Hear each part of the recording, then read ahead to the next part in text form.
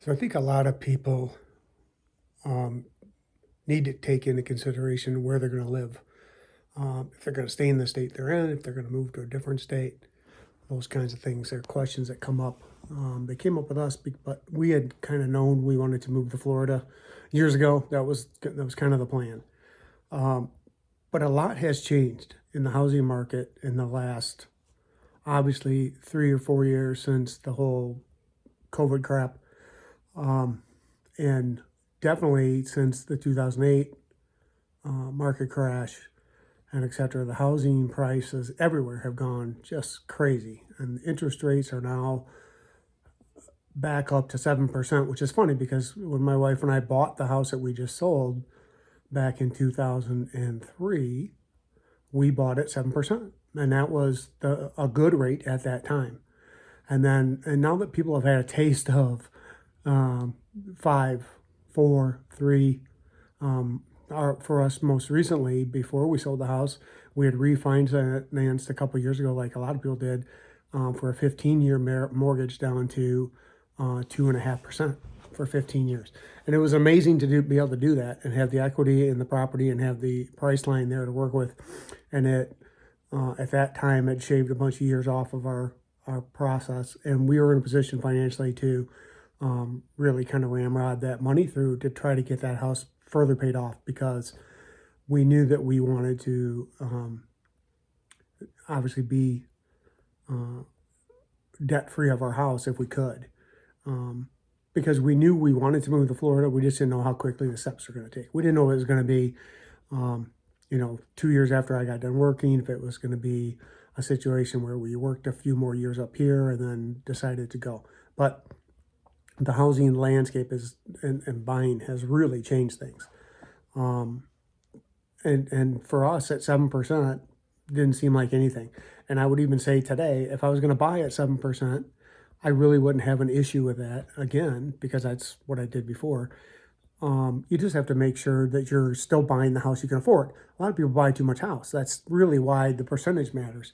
And sure, when we bought our house, we started at 7.5, and then the rates reduced to 7%, and we built a brand new house, so we were able to add some things back in to the property in value wise for the same money and same payment we were making, without really spending a lot more money to get. And that was all because of the interest rate dropped again. So 7% wasn't that big of a deal, and at the time it was a great rate. And this is, like I said, the early 2000s, 2003 is when we bought and financed this property. Now with rates back at 7%, nobody wants to touch them. Nobody wants to spend anything. They don't want to have to spend that kind of interest rate, and I understand that because it's a lot more than what people are generally used to. And I would say if I wasn't moving, we weren't changing states, we probably would not have sold, um, based on our current interest rate, just to get out from under the house and sell it. So the reason we sold is so that we could lock, stock, and barrel move to Florida, and the opportunity was right at the time to make that move, and the house sold rather quickly. We were very happy with the way it went, and we had to make things happen quickly, so that's what we did. Now, looking at Florida and the landscape in Florida, as far as what it costs to buy versus rent versus condo fees versus HOAs, um, it's so much more than we expected. And the rates just continue to get, those numbers continue to get worse. They don't really get any better.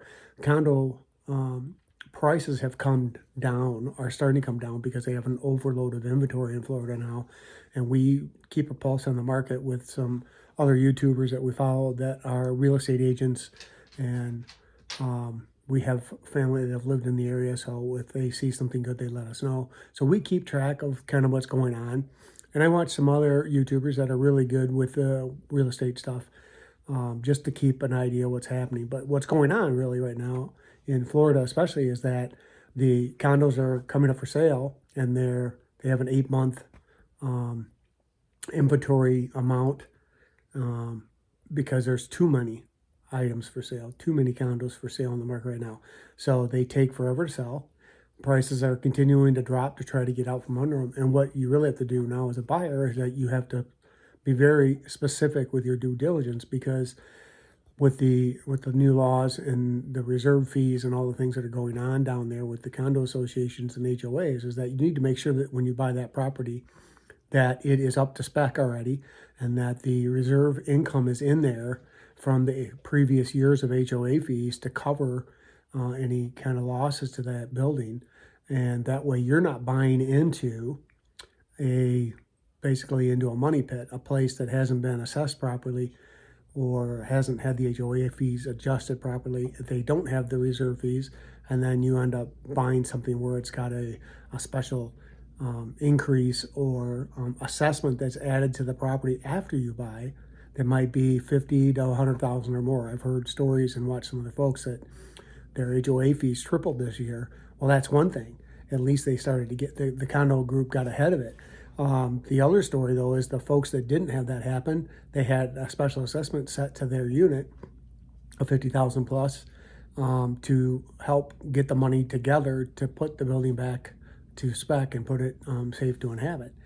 And a lot of folks on fixed incomes and stuff, just they cannot afford to come up with 50 grand all of a sudden, even if it's a 20, 30, 40-year loan. And apparently that's one of the things the state's been offering or talking about offering, is some kind of a very generous, easy to work with loan for these buyer or these owners so that they can afford to have the assessments fixed on the property. But you don't want to get stuck in one of those situations where you buy one that hasn't been completely vetted, and then you find out after the fact, and then you get hit with this big assessment. I mean, $50,000 is a lot to come up with for anybody. Nobody that I know of is this rich. That, oh, 50 grand here, no problem, just shell it out. Everybody has limitations of what they have to work with.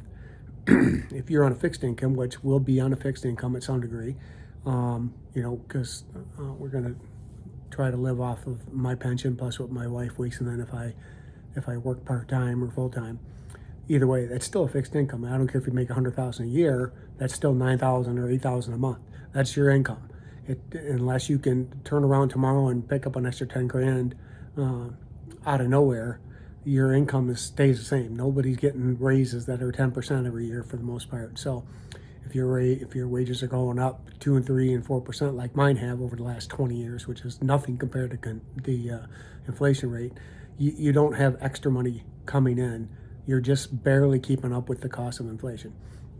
So every raise I've had in the last 10 or 15 years has not really balanced me with what it's costing me to pay for everything else in general.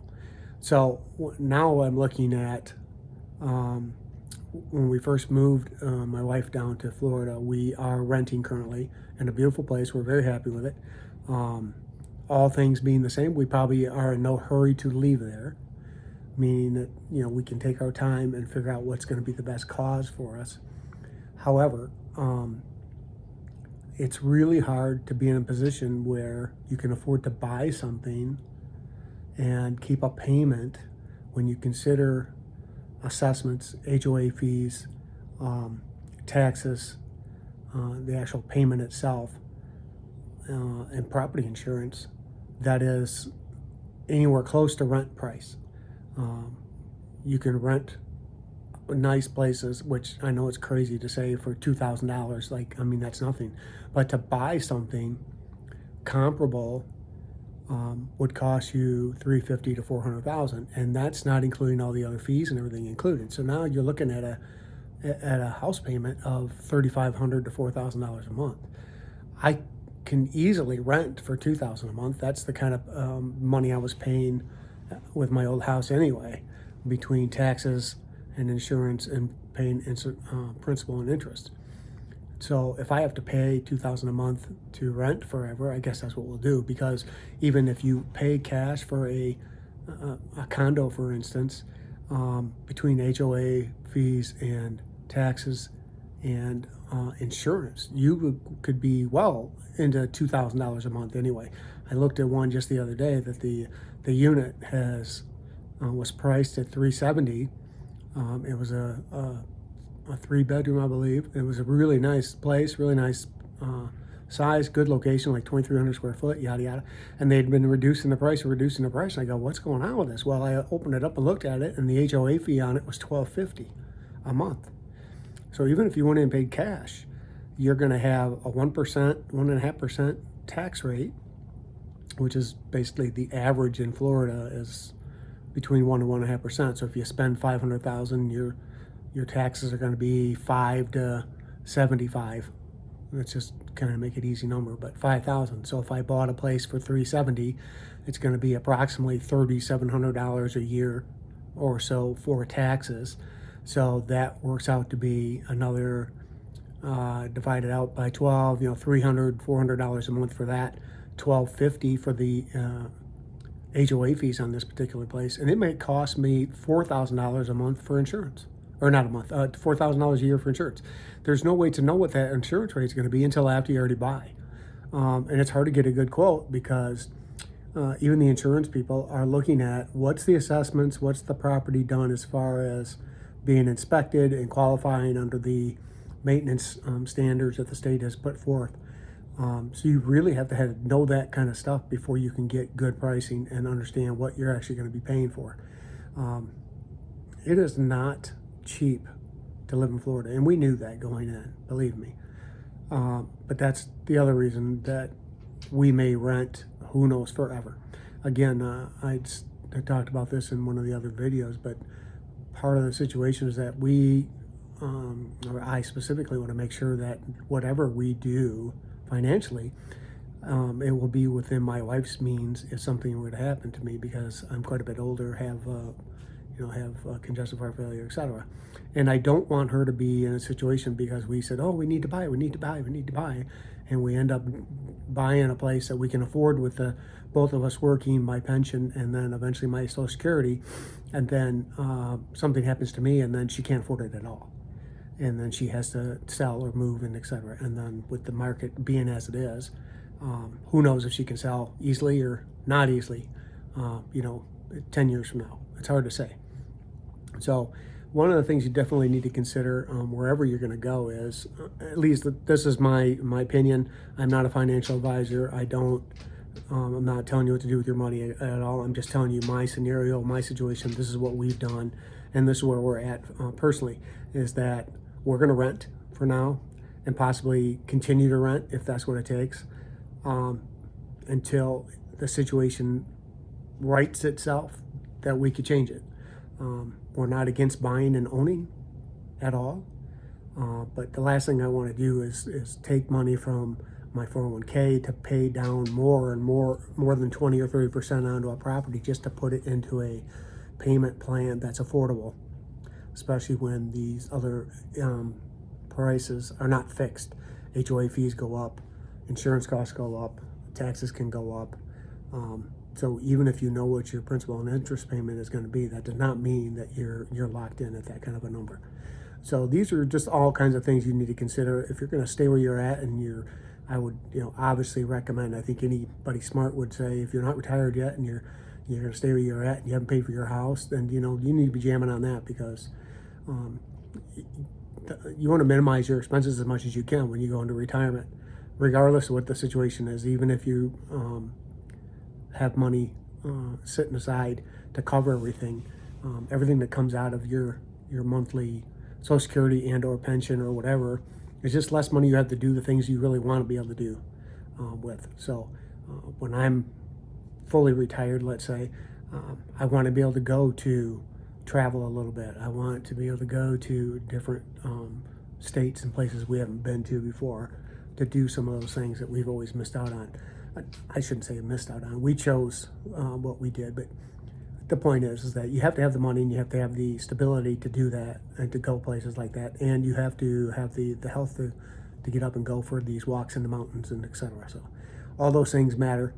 Your financial situation is definitely very important, and everybody focuses and spends a lot of time talking about finances.